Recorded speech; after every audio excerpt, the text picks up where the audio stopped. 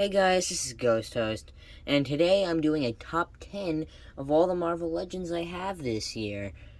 I got like 11, 12, maybe 13 at the most, so I got just about enough to do a good top 10. Sorry it took so long to upload, I just couldn't get around to recording, and I've been busy the past few days. Got stuff to do, got school starting in a couple days. So yeah, there's a lot to do. But I am able to get around to recording it right now, and hopefully uploading it the same day, if I can. So yeah, this is a top 10. First is the honorable mention. There's only one, unlike the Fortnite one, where I had a lot of Fortnite figures this year. Marvel Legends, I didn't get as much, because I was getting a lot of Marvel, or Fortnite figures. I was getting a lot of Fortnite figures, and I didn't get a lot of Marvel ones this year. So yeah, the only honorable mention is Invisible Woman. Yes, I know that a lot of people won't put her on their lists because she's a repaint and the face was ugly. But I'm only putting her here on the honorable mentions is because I gave her the Super Skrull Invisible Woman head, and I think the figure is infinitely better. I lost the head that came with the retro Invisible Woman because I didn't care about it. After I put on this one, there was no other head. This was the definitive Invisible Woman figure for me. But she honestly didn't make the cut because a lot of the figures I got this year were really great, and I can't wait to talk about them. So let's get on to number one. So actually, I was just going to point out number one right here is Modoc. I wanted to put him higher, but since he's a deluxe figure and all the other figures are normal releases you can find on any old shelf at any old store, I had to put him at the bottom just to give the other figures a chance. But he needed to be on the list. I needed to have him as a figure as soon as I saw that he was announced. I thought no one was going to be able to beat the Toy Biz Modoc. That figure was amazing. The detail was great. The giant head of Modoc looked grotesque, which was perfect. Since, yeah, you would think a giant head created through mad scientists would look disgusting. And the Toy Biz one did that really well. But I think this one is also amazing. I've seen the old one, I've held it in my hands, but I haven't owned it for myself. But I've known about the figure, and I thought it was probably the best Modoc we've ever gotten.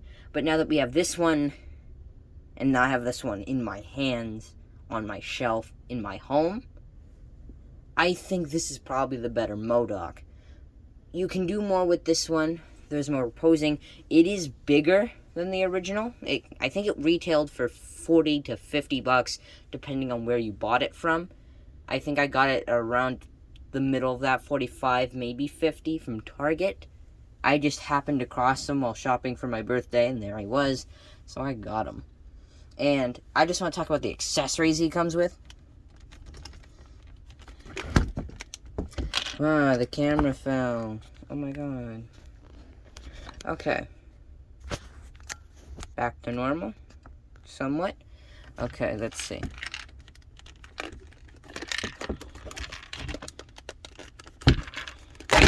Alright, I was about to say, damn you, Modoc. Give me my toys. Alright, so yeah, you can disassemble Modoc because you had to put him together when you unboxed him. And you can... I'm trying to get this on. Alright, so yeah, you can unplug his ass, and you can put his face inside of it. Yes, I know how that sounds. So yeah, there's a compartment inside of the figure to store his extra face and his extra hands. He comes with two sets of hands. One is a fist, and the other is a clenching hand. That's one set, and the other set are these open hands. It also comes with two faces. This screaming face and this normal face. And what you do is you pull it out like this, and the figure comes apart.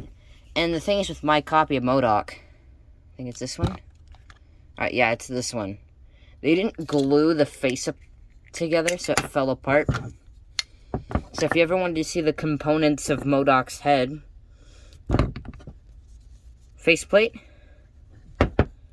eyes, and the back that you plug into the figure.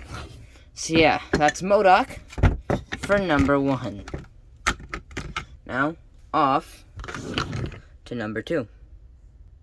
Alright, and for number 2, here we have Mr. Fantastic, again from the retro line. I know a lot of people aren't going to put him on the list, again, because he's a repaint of the original, and then the one that came after that in the Super Scroll Wave. But I don't have either of those figures, so for me it's just great to have a Mr. Fantastic. I was able to complete the Fantastic Four in one holiday's worth of gifts. Invisible Woman, Human Torch, The Thing, and Mr. Fantastic. And I really do like the accessories he comes with. The original Mr. Fantastic came with the ultimate nullifier and those stretchy arm pieces with the rubber band. Not rubber band, they were rubber with a metal wire inside so you can bend them. Kind of. I couldn't find that one. I searched for days to get that one when he first came out. Couldn't find him, so I gave up. And I never got any of those figures. I later bought the Invisible Woman from the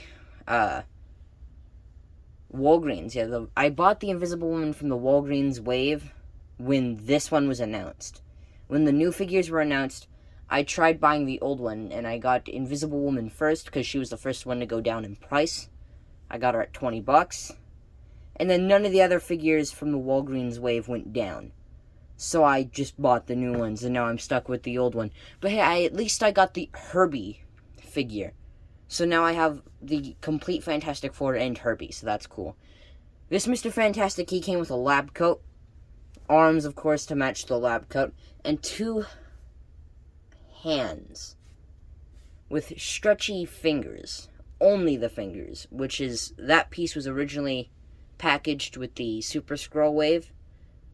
All new. Mr. Fantastic. And I just don't know how to feel about those hands. They're very creepy to me.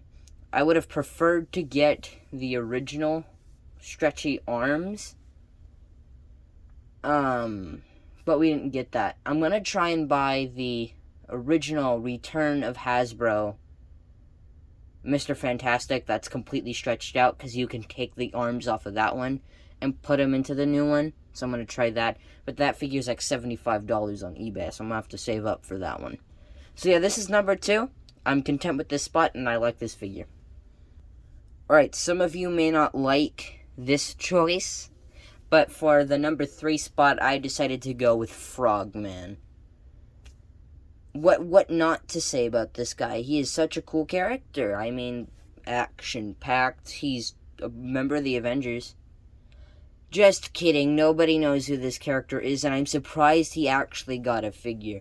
So I remember first learning about this character in elementary school. In the library, they had a few of the Ultimate Comics graphic novels. Just hardcover comic books, basically. They weren't really graphic novels. But, one of the stories had Frogman and Stiltman. But I swear to God, I can't find any reference of this, and I've searched all over the internet. I swear this character was called, in that comic, Leapfrog. But I haven't found anything else that calls him Leapfrog. But I remember him originally being called Leapfrog. Or maybe that's just my memory failing on me, but I don't know.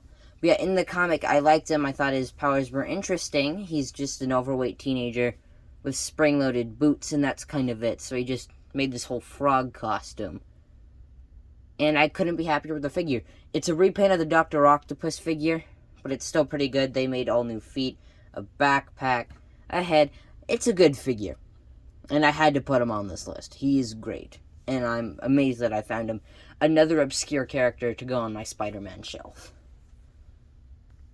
Alright, so here we are with the next one. This is number 4, and it's the Age of Apocalypse Magneto. Happened across him at the store. Got him. Here he is. I cut his hair off so that he would kind of resemble the original classic Magneto. And I like how it turned out. All I had to do was cut the hair off. And I'm still going to pass him off as the classic Magneto. I may go out and buy the 3-pack Magneto later on when I get a job, hopefully, soon. And have my own money to pay for a nearly $100 figure. Or almost $200 for the 3-pack that he comes in. So, for now, here's this guy. And I really like the figure. I think the sculpt is great. I think the paint is great. I haven't noticed one paint mishap on this one. He comes with 2 sets of hands. Those hands, I'm not quite sure how to explain them. Clenching, I guess. And then he comes with 2 fist hands. And then some magic effects.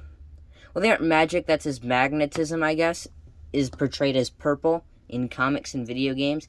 He's a really good figure. Finally, I have another villain to put on my X-Men shelf alongside Pyro and the Toy Biz Sabretooth.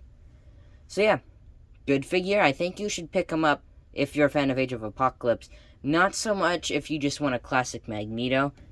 I think you should try and save up for the original, but if you don't have the kind of money, yeah, pick up this one. He's pretty cheap. Alright, on to the next one. Alright, so at... I think it's 5 now. Alright, yeah, number 5. I lost track for a second. Here we have the Scientist Supreme. He is the leader of AIM in the comics, I think, right now. And he was, I think, originally a Doctor Strange villain. Because he was Sorcerer Supreme, so here is Scientist Supreme. But that's not what this guy is. I think he's a different Scientist Supreme. He is in charge of AIM. I didn't expect to want the figure, so my birthday last year, oh no, this year, yeah, my birthday this year. Oh no, actually, technically last year, it's 2022 now.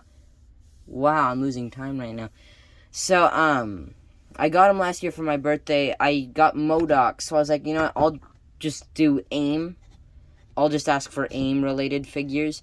So I got the AIM Soldier 2-pack, and then I got this guy. I wasn't wanting to get this guy at first because I know that him and Modoc weren't a part of AIM at the same time, so I wasn't going to get him at first. But I was watching videos online of people reviewing Marvel Legends, and I saw Shartimus Prime's review of him, I saw Parallel Universe's review of him, I saw all these reviews of the figure. I was like, you know what, I just need this figure, I need to have him. And when I got all of my figures for my birthday, this is the one I played with for months. I always had him in my hands. I'd put him on my shelf, and then I'd walk past my shelf and pick him up and then just walk around the house messing with him, posing with him. I think he's a really cool figure. I didn't expect to like him as much as I do. He doesn't even come with any accessories really besides one little panel thing he comes with. No extra hands, no weapons, no extra head. Just this figure, and I think it's really great. So, on to the next one. Alright, here at number 6, finally we're in the top 5, is the Human Torch from the Retro Wave. Yes, the entire Retro figures will be on this list, besides 2 of them. So, here's the Human Torch. He's not a repaint, technically. He isn't just a repaint and a repackage of the first Human Torch. And the second Human Torch was actually Johnny Storm. He wasn't in his Flame On version, so not a repaint.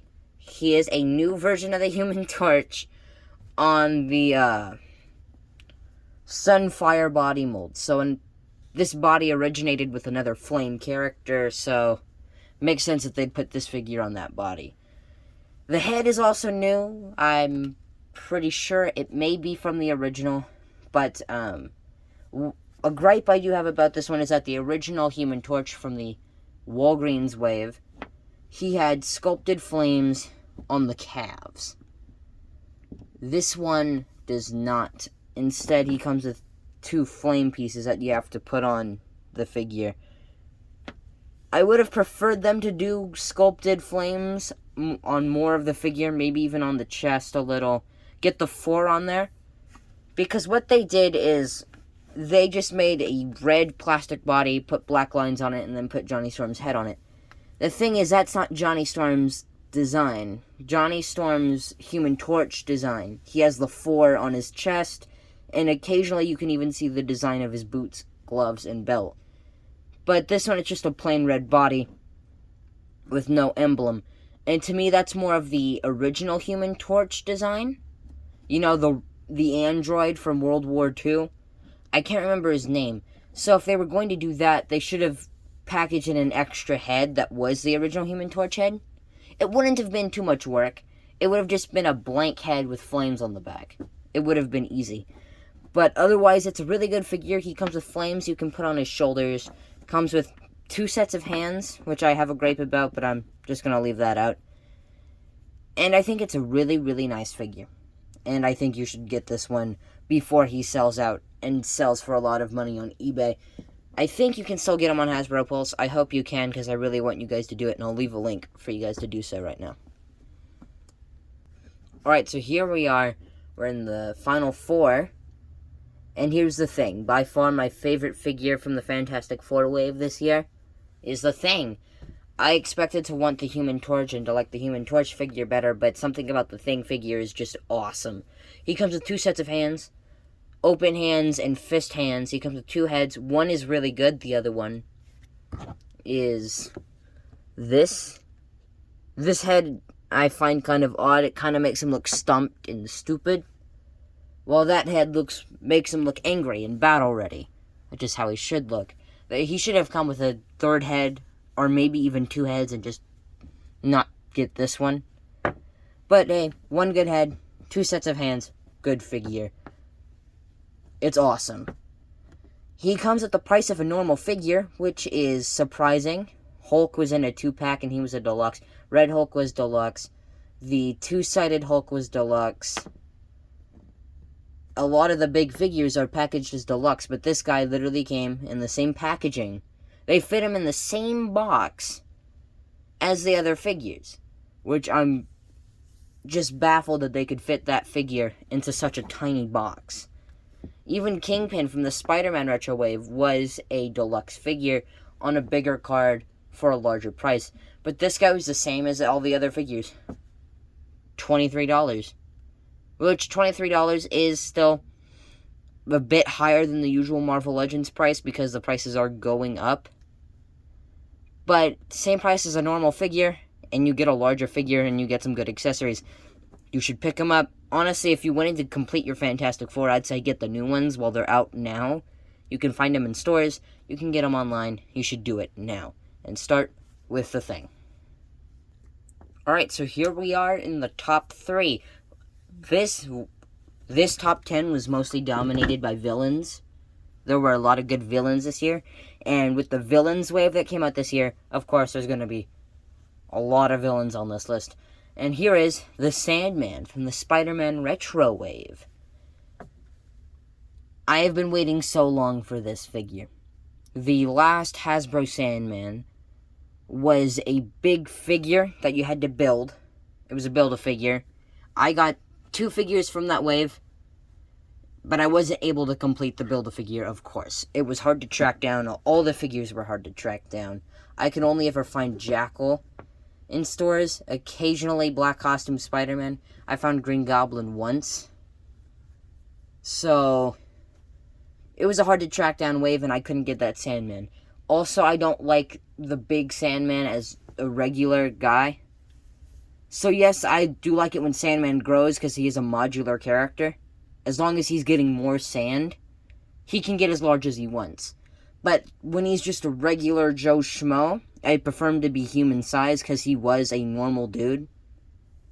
So when he's normal, not transformed, I prefer him to be small. When he's in attack mode, fine, make him as big as you want. So I wanted just a classic small Sandman to blend in with the other characters or to be a Sandman. So this figure was perfect.